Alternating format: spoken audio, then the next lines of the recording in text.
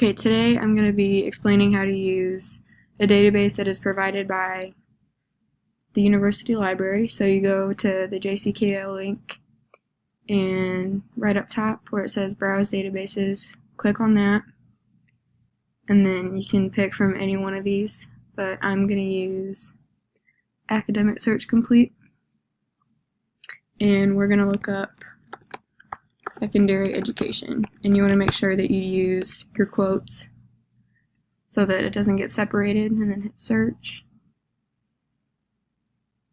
And then go down and see there's a ton of options.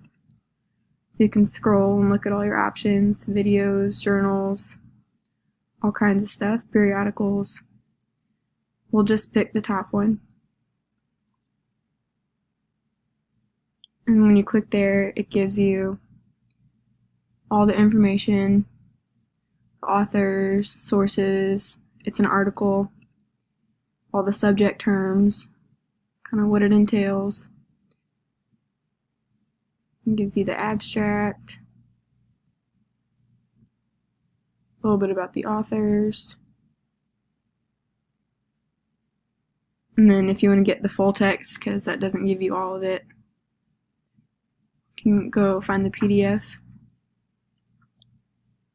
And then there's the whole thing if you wanted to read that particular article. And then if we wanted to go back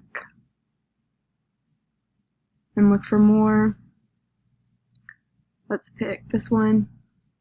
We can see all the authors, the sources, kind of the same thing.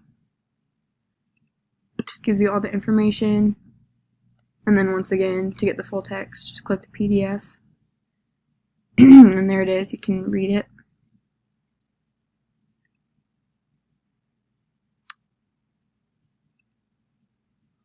And so that's just one of the databases. Like I said, there are so many that you could pick from. But yeah, that is how you do it.